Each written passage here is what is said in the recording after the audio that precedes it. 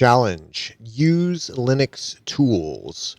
In this lab, I'll demonstrate the following. First, the procedure to open the terminal in Linux, where we're going to do a lot of our command line work. Second, how to use some basic commands, including ls, cd, and pwd. And finally, how to access the help files and manual pages for each command. Let's get into the demonstration now. I'm working in the Ubuntu desktop operating system, and this is just one of many versions of Linux that are out there.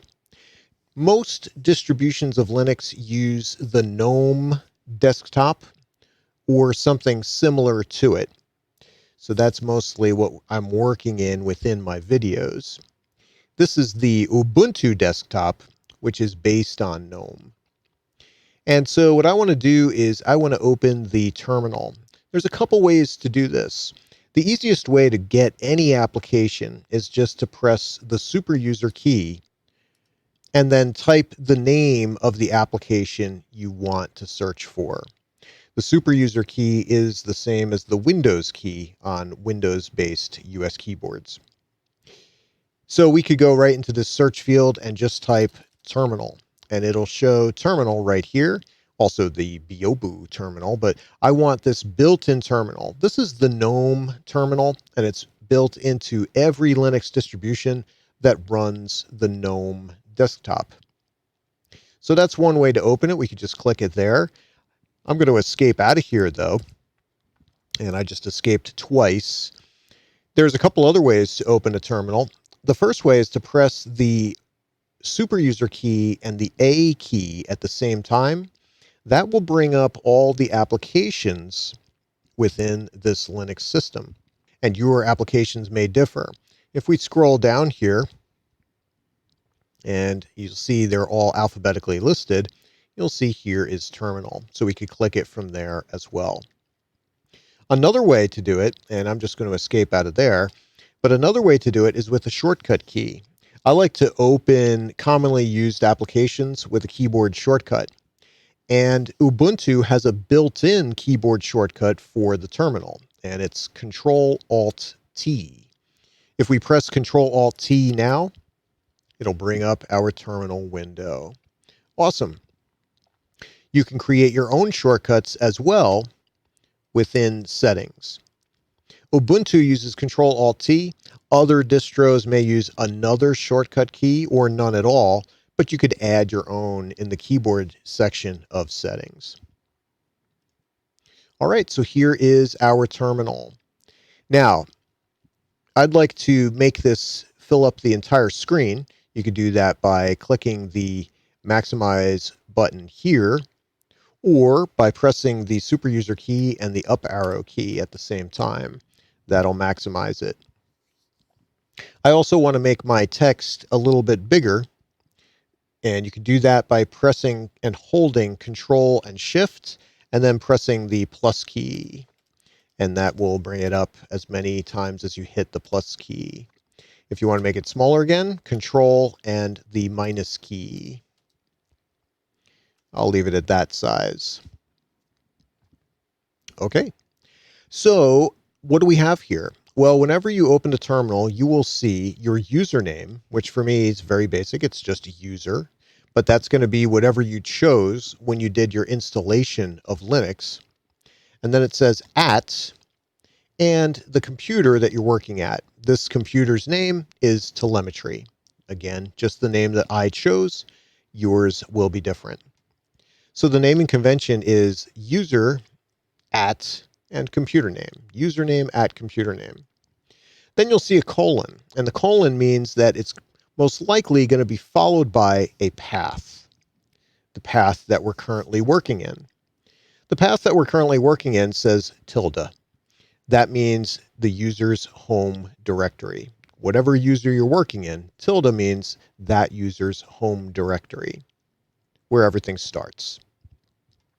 And then we see a $ symbol, which means that we're working as a typical user. Okay, at this point, we have a prompt, and it's saying, okay, type commands. I'm not going to do anything for you. You got to type the commands. So let's go through a couple commands now. The first command is ls. ls will list the directories and files within your current working directory. So whatever you're sitting in right now, ls will list whatever contents are in there. Think list, ls. So if we press enter for ls now, we'll see a list of directories. Now, if you work in a Windows environment, you'd call these folders, like documents and downloads and so on. In the Linux, Unix world, most people call them directories, but it essentially means the same thing. These are all the standard directories that you get when you create a user account, and they're created within that user's account's home directory, where everything starts. Except for one. I created this one. It's called KVM. But everything else is what you would see normally in a standard typical user account. But that's not all that's in this home directory. There's more. If we were to type the ls-a command, so the ls command with the -a option, we'll see more content. First of all, you'll see information in blue. Anything in blue in this particular color scheme means a directory. So for example, the downloads directory. That's where we would, by default, download things from the internet. Anything in white is a file. Your color scheme may be different, but generally the darker color is a directory and the lighter color is a file.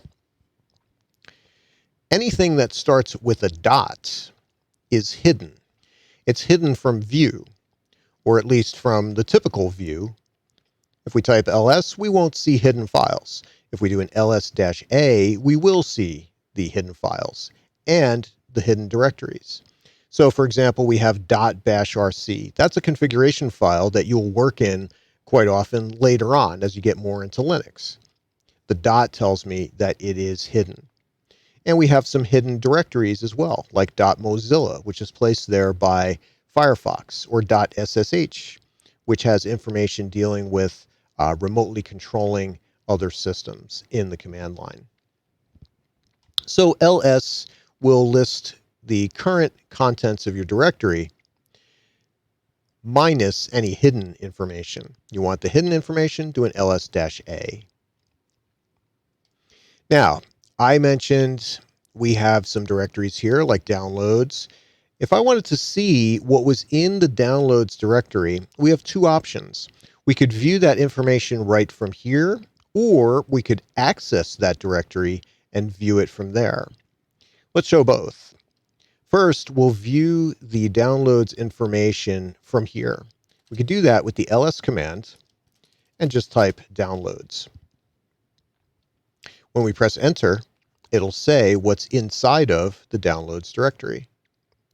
All that's in there right now is a .deb file. This is an installation file for the NoMachine program, which I use to remotely control some of my systems in my lab. Likewise, we could do that with any directory that we saw here. For example, KVM. Well, what's that? I created that. If I do an ls kvm and press enter, we'll see that I have a couple files in here, IPYNB files. Those are Jupyter Lab files. Great program to use for studying and for collaborating on information, working in Python and other programming languages. Not important for this particular video, but I wanted to see what was in there. So I ran that ls kvm command. And you could do that with any of the directories that are here. The other option is to go to that directory and make that the working directory. Right now, our working directory is just our home directory, which contains all of this stuff.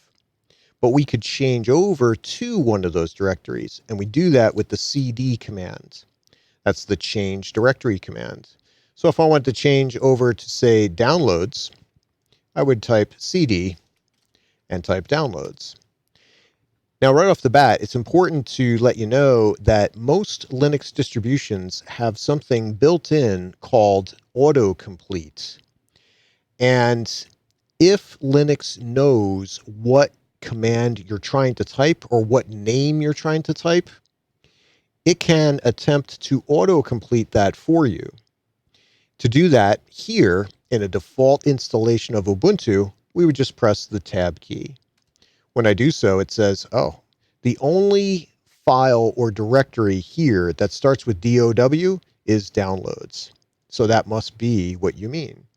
So again, if I just type DOW and press Tab, saves us some keystrokes. Use tab completion. And don't worry about the slash. You don't need it, but you do want to get in the habit of using it in case you need to go more layers deep into directories. So we'll press enter, and what happens?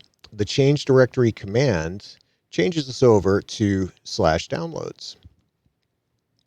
So we're in the home directory, which is tilde, and then we're in the downloads directory. Every directory that you go down to, every level that you go down, is separated by a slash. In Windows, it's a backslash. In Linux and Unix, it's a slash. If you get confused as to which is which, in US keyboards, the backslash key is normally near the backspace key. So think backspace, backslash. And the other one is the slash. Okay, so now we're in the downloads directory. Now we can type ls again, press enter, and we'll see that same stuff that we saw before. It's just that now we're actually working in the downloads directory. And it's important to be able to use the cd command so that you can change from one directory to the next, especially when you're working on server-side Linux. Because in that environment, you don't have any desktop. You have to do everything in the command line. All right, so that's the cd command. Now let's say we wanted to go back to the home directory where we started, the home directory for the user accounts. We have a couple options. The first is to type cd space ... Brings you up one layer. So if we press enter, that brings us back to the home directory where we started out. cd ... will bring you up one level in your directory tree no matter where you're working, but only one level. Now, I want to go back to the downloads directory and show a couple other options.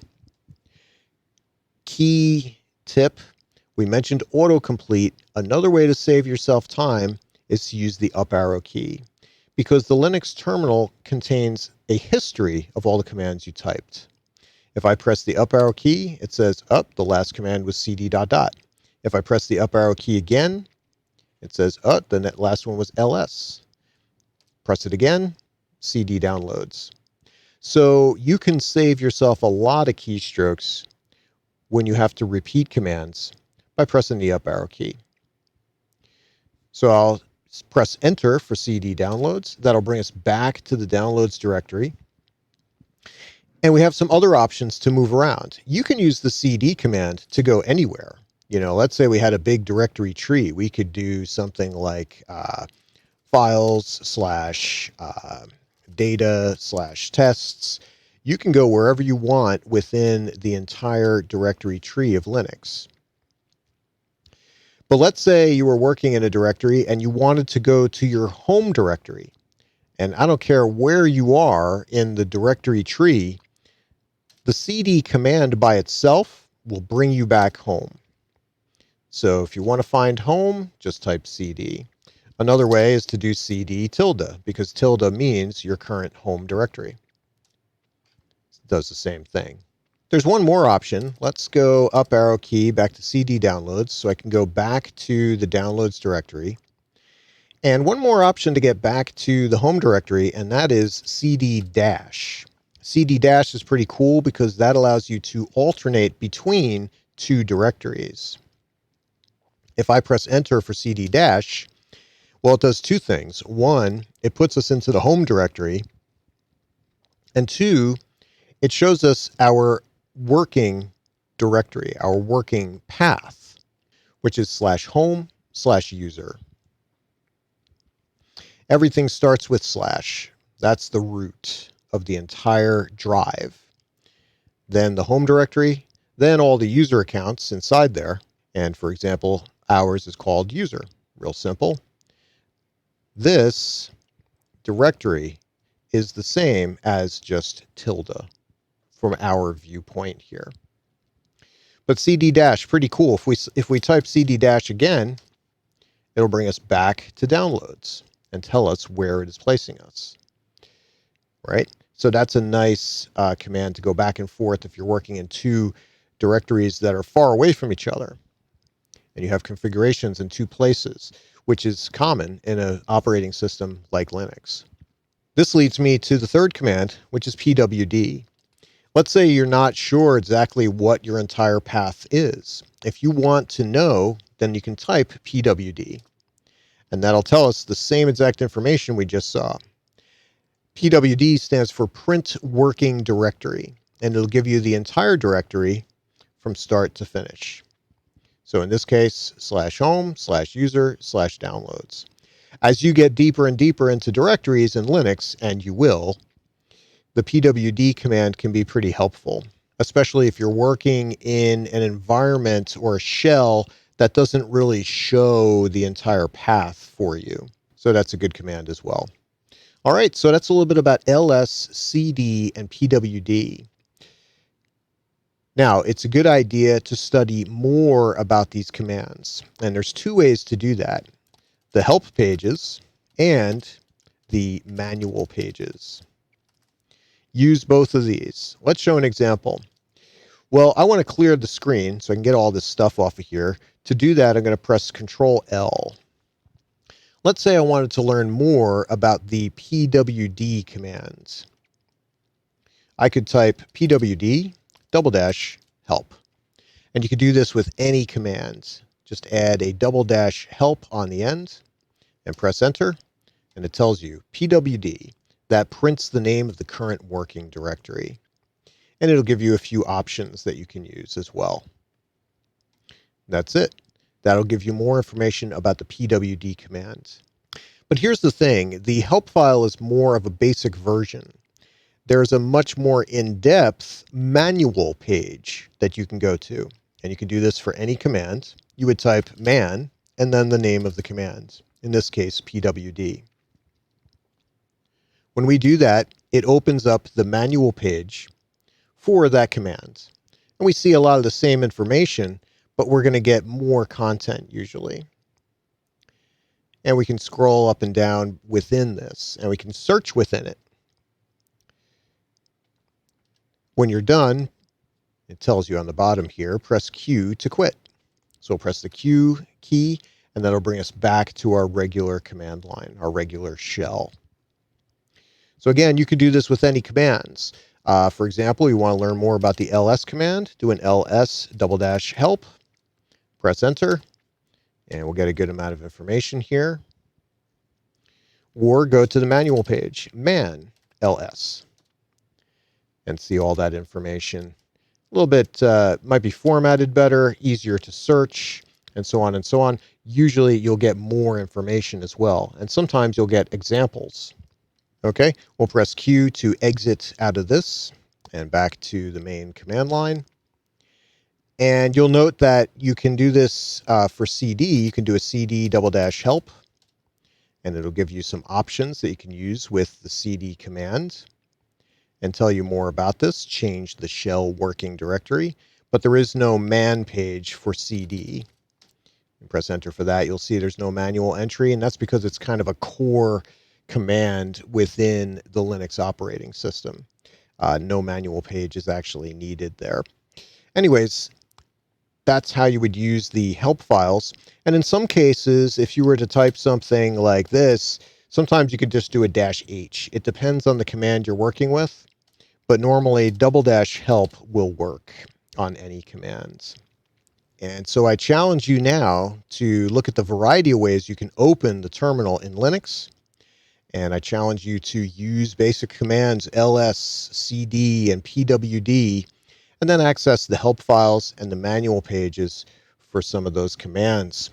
And start going through as many of the commands as you can and learn as much as you can about Linux.